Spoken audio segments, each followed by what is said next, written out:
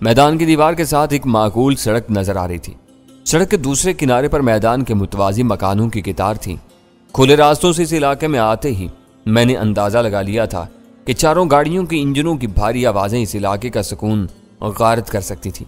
गाड़ियों के इस जुलूस को देखकर कोई भी अंदाजा लगा सकता था कि इन इतराफ में कोई कार्रवाई होने वाली थी। अव्वल खान ने मेरे हाथ से ऑपरेटर्स ले लिया और इसे अपने मुंह के करीब ले जाकर धीमी आवाज में बोला, eagle 1 calling everybody, over. Eagle 2 sir.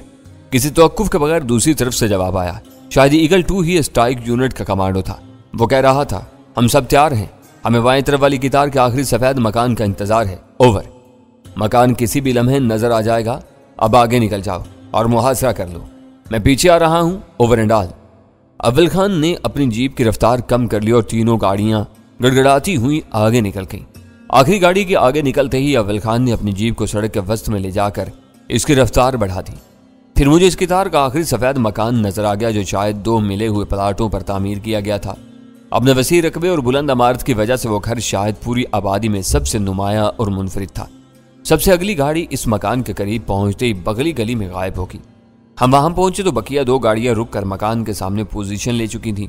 आसपास के मकानों में बस इक्का दुक्का रोशनियां नजर आ रही थीं, वरना पूरे घर रात की तारीकी में डूबे हुए थे।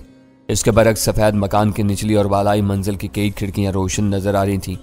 इन रोशनियों से जाहिर हो रहा था कि राजा के अड्डे के सारे मकीन गफलत की नींद नहीं सोए हुए थे। अचानक इमारत की बालाई मंजिल के किसी तारीक हिस्से से पुरहोल धमाके के साथ एक शोला लपका और तारीकी में तेजी से तैरता हुआ दूसरी गाड़ी के किसी हिस्से में पवस्त हो गया।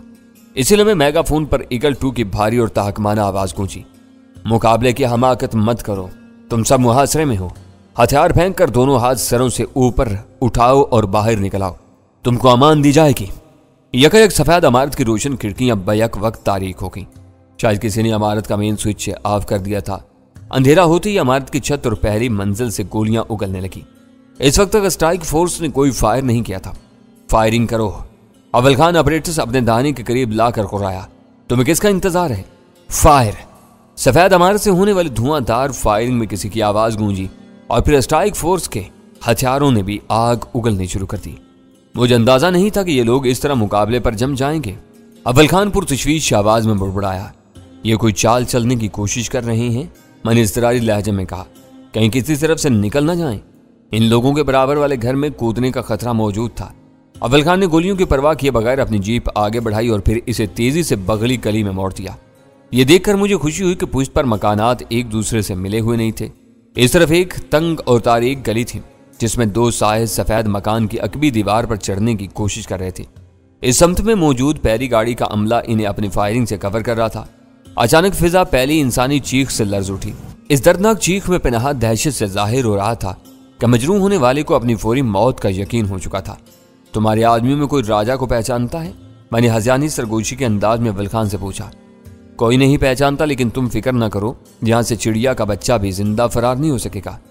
फायरिंग के कान फाड़ देने वाले शोर में एक पुरहोल धमाका हुआ और इस बार मकान की निचली मंजिल काले और कसीफ धुएं से भरने लगी। गुड, वेरी गुड, इनका यही इलाज है। अव्वल खान खुद कलामी के अंदाज में बुड़बुड़ाया। तुम क्या कह रहे हो? समझ में नहीं आ रहा कि यहाँ क्या हो रहा है, मैंने उलझन के आलम में कहा। तमाशा देखते रहो, स्ट्राइक यूनिट ने अंदर धुएं का बम फायर किया है, वो ज्यादा देर तक अंदर नहीं टिक सकेंगे। अव्वल खान खुद हैजान ज़दा था मगर मुझे तसल्ली देने की कोशिश कर रहा था। स्पेशल टास्क फोर्स वाले रवायती लड़ाका नहीं थे। वो जमकर दुश्मन का मुकाबला करने और उसे संभलने का मौका देने के कायल नहीं थे। इनकी हर कार्रवाई कमांडो एक्शन होती थी जिसमें वो अपने हरीफ को जल्द अज जल्द मार देने या हैरत ज़दा करके बेबस करने की कोशिश करते थे ताकि कानून नाफिज करने वाले किसी और इदारे के मुतवज्जा होने से पहले पहले अपने मकासद हासिल करके जाए वारदात से दूर अज दूर निकल जाए।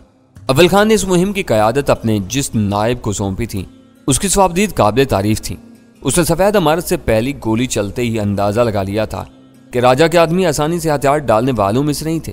वो कंक्रीट की पुख्ता और 2 मंजिला इमारत में महसूर थे जिसकी छत और पानी की बुलंद टंकी इनके तसर्रुफ में आ सकती थी, जबकि स्ट्राइक यूनिट की नफरी सड़क पर इनके खुले निशाने पर थी। इन लोगों को अपनी मजबूत गाड़ियों की ओट मुयस्सर थी या दूसरी तरफ खेल का वसी मैदान फैला हुआ था। सफेद मकान में रहने वालों से लंबा मुकाबला करके कोई कामयाबी हासिल करने का तसव्वुर जरा मुश्किल था। उसकी एक ही सूरत हो सकती थी कि इमारत की ईंट से ईंट बजा दी जाए और इस 2 मंजिला इमारत को मलबे के ढेर में तब्दील कर दिया जाए। वो काम भी आसान नहीं था। अस्ट्राइक यूनिट के कमांडर ने इमारत पर धुएं के बम फायर कराने का फैसला करके दानिशमंदी का सबूत दिया था। राजा के साथी धुएं में कुछ नजर न आने के सबब घबरा कर बाहर निकलने पर मजबूर हो जाते या फिर कसीफ धुएं में दम घुटने के सबब अंदर ही बेहोश हो जाते। एसटीएफ वालों ने धुएं का सिर्फ एक बम फेंकने पर अक्तिफा नहीं किया। अव्वल खान ने ऑपरेशन पर इन्हें बढ़ावा दिया और फिजा यके बाद दिगरे वैसे ही 3 मजीद धमाकों से लर्ज उठी। नीचे से ऊपर तक वो इमारत इस बुरी तरह धुएं में घिरी थी कि नजर ही नहीं आ रही थी। इस उफ्ताद की वजह से इनकी फायरिंग का सिलसिला भी मौकूफ हो गया था, मगर एसटीएफ वालों के बारूदी हथियार वक्फे वक्फे से आतशीन नगमे गुनगुना रहे थे। रात के सन्नाटे में होने वाली इस धुआंधार फायरिंग की आवाजें दूर तक सुनी गई होंगी। मैंने बेचैनी से अपनी जगह पहलू बदलते हुए कहा, अब पुलिस किसी भी वक्त यहां पहुंचकर बना बनाया खेल बिगाड़ देगी। पुलिस नहीं आएगी, अव्वल खान ने वसूख से कहा। आ गई तो मैं इसे संभाल लूंगा। इस मरले पर वो काम बिगाड़ने के बजाय हमारे काम आएंगे। पुलिस क्यों नहीं आएगी, मैंने पूछा। इस वक्त फायरिंग का सिलसिला तकरीबन थम चुका था। एसटीएफ वाले अपनी हैबत बरकरार रखने के लिए इक्का दुक्का फायर कर रहे थे। बदमाशों के अड्डों और डेरों पर होने वाले तसादुम में पुलिस इस वक्त आती है जब खून रेजियां खत्म हो चुकी हूं, अव्वल खान बोला। ऐसे तसादुम को 2 मजबूत ग्रोहों का टकराव समझा जाता है, जिसमें मुदाखलत करने वाले बिला वजह मारे जाते हैं। बिखरे हुए दरिंदों से हर एक दूर रहता है। अगर तुम पुलिस वालों की तरफ से इतने ही पुरउम्मीद हो तो मेरी दुआ है कि अब उन्हें आ जाना चाहिए, मैंने कहा। फायरिंग और धमाकों का सिलसिला मौकूफ हो चुका है। इसी वक्त ऑपरेटर्स पर ईगल 4 का पैगाम आने लगा। वो बता रहा था, मैं ईगल 9 के साथ इमारत में मौजूद हूँ। 3 आदमी अपनी राइफलों के साथ बेहोश पड़े हुए मिले हैं। हमने गैस मास्क लगाए हुए हैं, लेकिन ऑक्सीजन सिलेंडर साथ न होने की वजह से ज्यादा देर तक अंदर नहीं ठहर सकेंगे। हमारे लिए क्या हुक्म है? ओवर। Eagle 1 calling. अव्वल खान ने फौरी तौर पर अपने T3 ऑपरेटर्स का बटन दबाकर कहा, स्मोक बम की कारकर्दगी देख लेने के बाद तुम्हें ज्यादा देर तक वहां रुकने की जरूरत नहीं। दुश्मन की कमर टूट चुकी है। तुम फौरन बाहर निकल आओ, वरना तुम भी धुएं का शिकार हो सकते हो। ओवर। खांसी के साथ ऑपरेटर्स पर ईगल 4 की फंसी फंसी आवाज आई, यस सर। धुआं बहुत तेजी से असर कर रहा है। हमारे लिए यहाँ ठहरना दुश्वार हो रहा है। हम इसीलिए में वापस लौट रहे हैं। Over and all. अंदर वालों का पैगाम मुकम्मल होती ऑपरेटर्स पर चंद सानियों के लिए खामोशी छा गई। सर, ईगल 4 की हालत खराब मालूम होती है। ऑपरेटर्स पर ईगल 2 की आवाज ने सकूत तोड़ा। इजाजत हो तो अंदर कुमक भेजी जाए। ओवर। तुम कमांडर हो, अपने फैसले खुद करो। तुम्हें मेरी इजाजत की जरूरत नहीं है, अव्वल खान ने रुखाई से कहा। मेरा ख्याल है कि इन्हें किसी कुमक की जरूरत नहीं, वो खुद बाहर आ जाएंगे। ओवर। इस बार ईगल 2 से पहले ईगल 4 खुद लाइन पर आ गया। आप ठीक कह रहे हैं सर, हमें किसी कुमक की जरूरत नहीं है। ओवर। उसने खांसी के बेख्तियार झटकों के दरमियान अपना पैगाम पूरा किया। धुआं इस पर तेजी से काम दिखा रहा था। तुमने पैगाम सुन लिया? अव्वल खान इस बार वाज़े तौर पर ईगल 2 से मुखातिब था। अब 5 मिनट इंतजार करो। इतनी देर में दोनों आदमियों को बाहर आ जाना चाहिए। इसके बाद पूरी नफरी के साथ अंदर घुस जाओ और हर एक को बेदस्तों पा करके एक जगह ले आओ। Over and all. 5 मिनट नाकाफी हैं, मैंने उसे मशवरा दिया। अंदर जाने वाले धुएं का शिकार हो जाएंगे। इस कसीफ धुएं के असरात सिर्फ 10 मिनट तक बरकरार रहते हैं और फिर यह तेजी से फिजा में तहलील होता चला जाता है। मेरा अंदाजा है कि 5 मिनट बाद वो अंदर जाएंगे तो धुएं के मुज़र असरात बड़ी हद तक ज़ाइल हो चुके होंगे। क्या यह किसी किस्म का जहरीला धुआं है? मैंने तजस्सुस से पूछा। जहरीले की बजाय तुम इसे असाब शिकन धुआं कह सकते हो, अव्वल खान ने बताया। ये तनफ्फुस की नालियों के जरिए महज 1 से 1.5 मिनट में अपने शिकार के असाब मफलूज करके उसे बेहोश कर देता है। मुझे यकीन है कि अब अंदर कोई मुकाबला करने के काबिल नहीं रहा होगा। काफी देर से इनकी तरफ से कोई गोली नहीं चलाएगी, इसलिए मैं इत्मीनान से तुम्हारे साथ बैठा हुआ हूँ। इनकी तरफ से फायरिंग का आगाज होने पर मैं घबरा गया था। यह पहला मुकाबला है जिसमें हम अभी तक गाड़ी से उतरे न हमने कोई गोली चलाई और किस्सा खत्म होता नजर आ रहा है। ईमानदारी की बात यह है कि इस वक्त मुझे भी अपना जहन हर किस्म के दबाव से आजाद महसूस हुआ था, वरना पहले मैं भी फिक्रमंद था। अव्वल खान की जीप इस वक्त भी सफेद इमारत की बगली सड़क पर ऐसी जगह खड़ी हुई थी जहां से मकबी गली की निगरानी कर सकते थे। अव्वल खान के दोनों आदमियों के इंतजार में मेरी नजरें बार बार उसी गली की तरफ उठ रही थी। जिस वक्त सफेद इमारत गाड़े और स्याह धुएं की लपेट में आई थी तो यूं महसूस हो रहा था जैसे काले धुएं के वो जमीनी बादल घंटों तक वहीं ठहरे रहेंगे। लेकिन वक्त गुजरने के साथ साथ धुआं तहलील हो रहा था। इसमें से कहीं कहीं इमारत का खदोखाल छांकने लगे थे। खुदा खुदा करके सफेद मकान के अहाते की पिछली दीवार से यके बाद दीगरे 2 तारीख तर इंसानी हेवले तंगो तारीख करी में कूदे। इनकी हालत अबतर थी और वो दोहरे होकर लड़खड़ाते हुए हमारी तरफ आ रहे थे। यह गनीमत था कि वो इस वक्त भी अपने कदमों पर चलने के काबिल थे।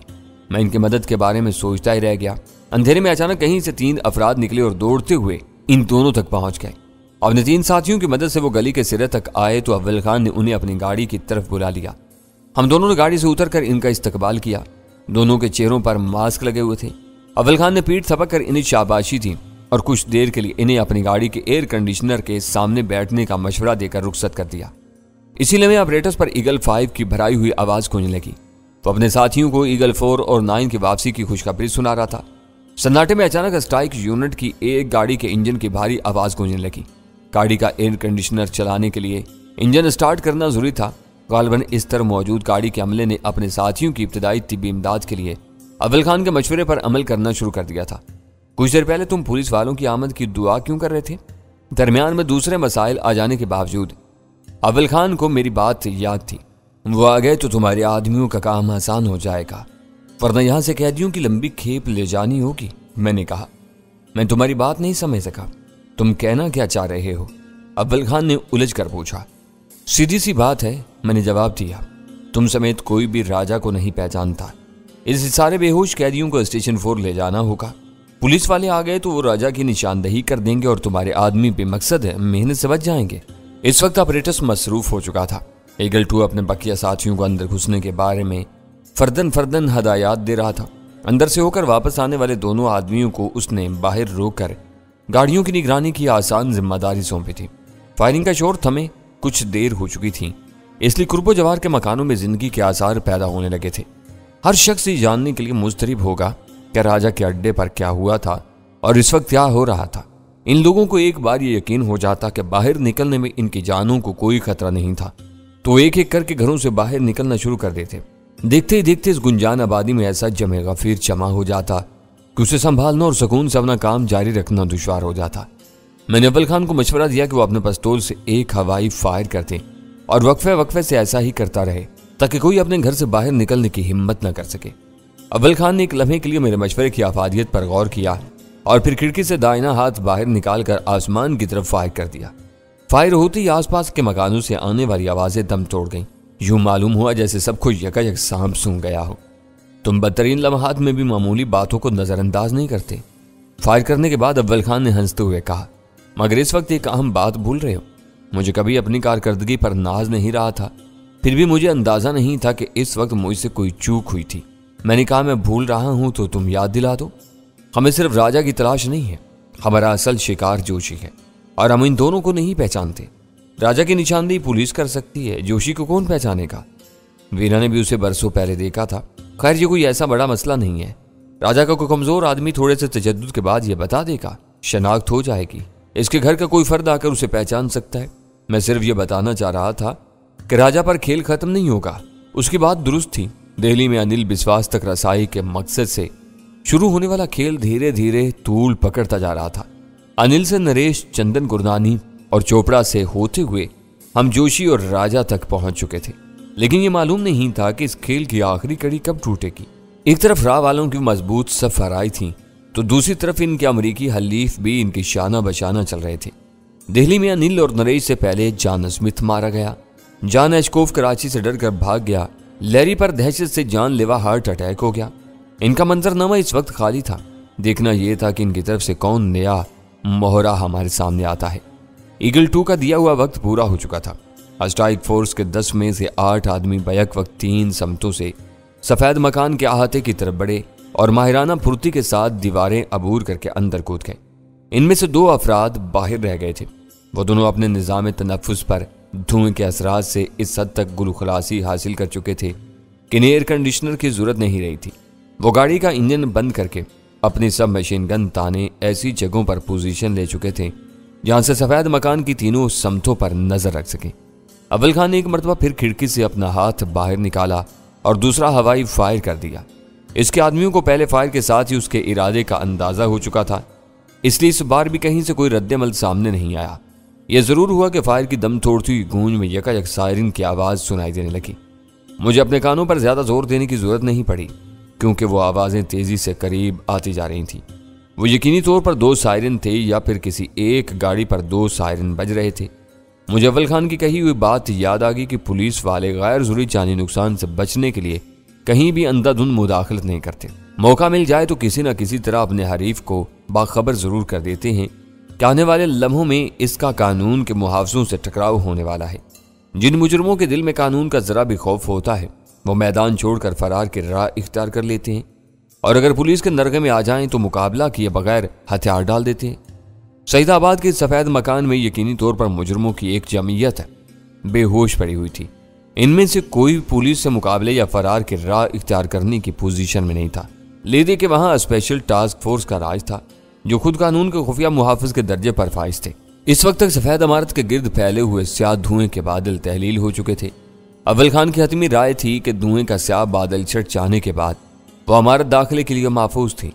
दम घुटने की किसी खतरे के बगैर अंदर वक्त गुजारा जा सकता था। क्यों ना हम अंदर चलें, मैंने तजवीज़ पेश की। मैं खुद भी यही सोच रहा था, लेकिन चंद मिनट तवक्कुफ करो। अगर कोई पुलिस पार्टी इधर आ रही थी तो मुझ ही को उनसे बात करनी पड़ेगी। अव्वल खान ने कुछ सोचते हुए जवाब दिया। इसका पेश किया हुआ उज़र माकूल था। मैंने खामोशी इख्तियार कर ली। सर, हम अंदर दाखिल हो चुके हैं। ऑपरेटर्स पर ईगल 2 की आवाज़ आने लगी। इस पहले कमरे में एक आदमी बेहोश पड़ा हुआ है। हम इसके हाथ पैर बांध कर आगे बढ़ेंगे। मैं जैसे जैसे कोई नई चीज़ देखूंगा आपको रिपोर्ट देता रहूंगा। ओवर। मैं मुंतजिर रहूंगा। Over and all. अव्वल खान ने मुख्तसर सा जवाब देकर ऑपरेटर्स डैशबोर्ड में डाल दिया। सायरन की आवाज़ें इस कदर करीब आ चुकी थी कि इनसे वहशत हो रही थी। हम दोनों गाड़ी से उतरकर टहलते हुए बगली गली से मैदान के मुतवाजी तोड़ती हुई सड़क पर निकल आए। सड़क पर दूर से 2 गाड़ियों के हेड लैंप्स और कैबिन के ऊपर चकराती हुई सुर्ख और नीली रोशनियां नजर आ रही थी। गाड़ियों की रफ्तार खासी तेज थी और वो इसी समत से आ रही थी जिधर से हम अपनी मंजिल मकसूद तक पहुंचे थे। इस असना में सफेद मकान में रोशनी आ चुकी थी। शायद किसी ने मेन स्विच दोबारा ऑन कर दिया था। चंद लम्हों में वो दोनों पुलिस मोबाइल स्ट्राइक यूनिट की तीसरी गाड़ी के पीछे रुक गईं और मुतअद्दिद मुसल्लह सिपाही पिछले हिस्सों से दनादन सड़क पर कूद गए। इनमें से कोई भी गैर मुसल्लह नहीं था। इनके तेवर बता रहे थे कि वो जरा सा शुबा होने पर कहीं भी फायर झोंक मारेंगे। मैंने पहली ही नजर में ये भांप लिया कि मोबाइल्स की अगली नशिस्तों से उतरने वाले अफसरों में सब इंस्पेक्टर के ओहदे से बड़ा कोई अफसर नहीं था।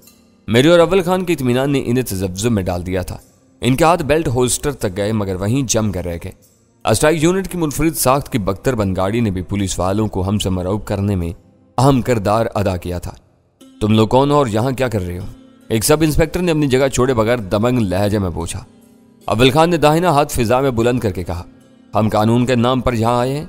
तुम करीब आओ तो मैं तुमको अपनी शिनाख्त दिखा सकता हूँ। अव्वल खान की पेशकश पर वो गिड़बड़ा गया। उसने बुखलाए हुए अंदाज में अपने साथियों की तरफ देखा, फिर यकायक होल्स्टर से रिवाल्वर निकालकर हम दोनों पर तान लिया। अपने हाथ ऊपर उठा दो, अगर तुम दुरुस्त साबित हुए तो मैं तुमसे माफी मांग लूंगा। अव्वल खान ने बिला तरद्दुद उसकी हदायत की तामील की।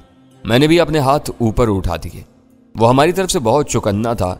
उसके साथियों ने भी अपने पिस्तौल और रिवाल्वर निकाल लिए थे, लेकिन वो इस कदर उलझे हुए थे कि इनमें से किसी ने हम पर हथियार तानने की हिम्मत नहीं की। इस वक्त हमारी खुद एतमादी हमारी बेगुनाही का सबसे बड़ा सबूत थी। वो सब इंस्पेक्टर संभल संभल कर हमारी तरफ बढ़ने लगा। जब हमारा और उसका दरमियानी फासला चंद कदम रह गया तो अव्वल खान के होंठों से ससराती हुई धीमी आवाज निकली, हम दोनों स्पेशल टास्क फोर्स के आदमी हैं। STF का नाम उस सब इंस्पेक्टर के लिए नया नहीं था। अव्वल खान का इंकिशाफ सुनकर उसके हाथ यूं लर्जे कि रिवाल्वर उसके हाथ से गिरते गिरते बचा। उससे मजीद कोई शनाख्त देखने का इंतजार किए बगैर रिवाल्वर होल्स्टर में उड़सा और इड़ियां बजाकर सल्यूट कर डाला। अव्वल खान ने खफीफ से मुस्कुराहट के साथ अपने हाथ गिरा लिए। वो अपनी जेब में से कुछ निकालता हुआ आगे बढ़ा। उसने कोई चीज सब इंस्पेक्टर के सामने की। अव्वल खान की पुश्त मेरी तरफ थी। मैं ये न देख सका कि वो क्या चीज दिखा रहा था। इस बार सब इंस्पेक्टर ने दोबारा उसे सल्यूट पेश कर दिया। इस सीनियर सब इंस्पेक्टर का नाम जाहिद था। बाज़ाब्ता शनाख्त के बाद वो अव्वल खान के सामने बिछा जा रहा था। उसके साथी और सिपाही दोस्ताना अंदाज में हमारे गिर्द सिमट आए थे। इस इमारत से हम पर धुआंधार गोलियां बरसाई गई हैं। अव्वल खान ने 2 मंजिला सफेद घर की तरफ इशारा करके इनको बताया, हम राजा और जोशी नाम के एक मगवी की तलाश में यहाँ आए थे। इन्होंने हमारी गाड़ियां देखते ही फायर खोल दिया। इन्हें धुएं के बम फायर करके जेर किया गया है। मेरे आदमी अंदर गए हुए हैं। मैं अव्वल खान के साथ बहुत सी मुहिम्मात में शरीक रहा था। कई बार उसने पुलिस वालों को अपनी शनाख्त कराई थी, मगर मैं कभी ये न देख सका कि वो अपनी मुश्किल तरीन शनाख्त के लिए क्या शोबदा इस्तेमाल करता था। यह हैरत की बात थी कि वो एक गैर तहरीरी और मावराए आइन फोर्स का मकामी कमांडर होते हुए ऐसी मुस्तनद शनाख्त का हामिल था जिसे कोई जिम्मेदार अफसर मुस्तरद करने की हिम्मत नहीं कर सकता था। अव्वल खान ने इस बारे में मुझे कभी कुछ नहीं बताया। मैंने भी उससे कुछ पूछना मुनासिब नहीं समझा, लेकिन मेरे दिल में इस बारे में गहरा तजस्सुस जागुज़ीन था। जो इस मौका पर दूर होने की बजाय मजीद गहरा हो गया।